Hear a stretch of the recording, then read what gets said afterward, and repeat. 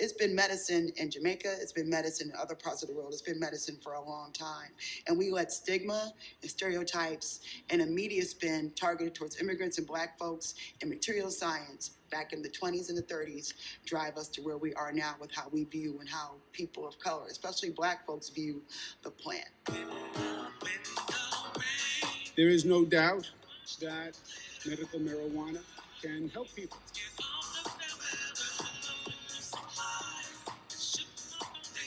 I want to legalize cannabis and prioritize communities of color for the licenses to sell cannabis.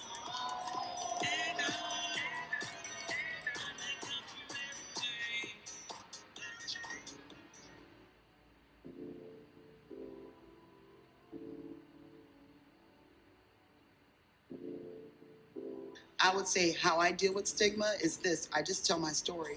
And when I tell my story, it completely changes the room. My mother was transitioning due to MS, which is multiple sclerosis. Liquid morphine wasn't working. Dilaudid wasn't working. She was in hospice palliative care, and she wasn't able to even sleep, and she would cry and moan in pain every night.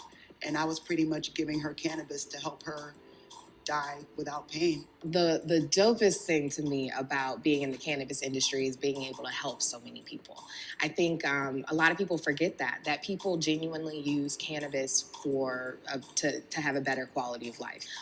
When I see people who are going through chemotherapy that literally looked dead in the face at one point come back and look alive and happy and say they just left a chemo session, that makes me feel like what I'm doing is worth it.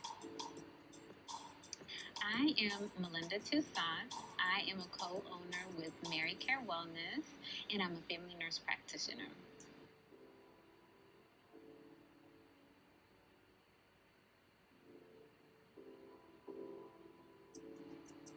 So a lot of the providers, they still have the stigma because, especially the ones who are older, they grew up with reefer madness, war on drugs. This is your brain on drugs, and it was like a fried egg. So they still have that in their mind.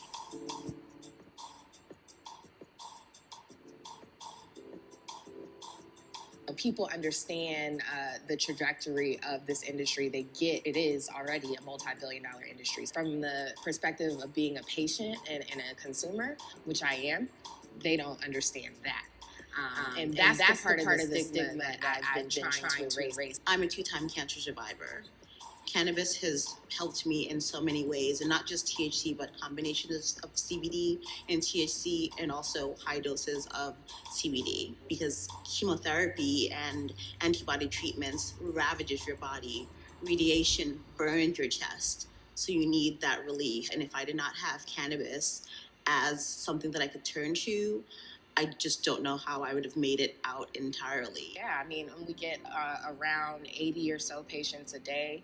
Right now, you have to have a medical card to be admitted into our dispensary. So what we do right now is we just do a lot of educational events and just expose people to the industry. Maryland has a MMCC, which is Maryland Medical Cannabis Commission, that patients have to create an account and get a patient number and then see a provider such as ourselves to get a certified to be able to go to a dispensary. Then DC, the patients have to see us first, and then we provide them with the application number so that they could submit to DC Department of Health to get a card and able to have access to the dispensary.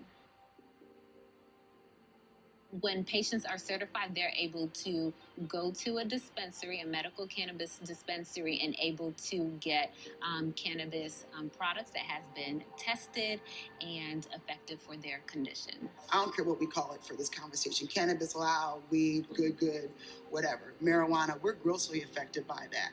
It's been medicine in Jamaica. It's been medicine in other parts of the world. It's been medicine for a long time. And we let stigma and stereotypes and a media spin targeted towards immigrants and black folks and material science back in the 20s and the 30s drive us to where we are now with how we view and how people of color, especially black folks, view the plant.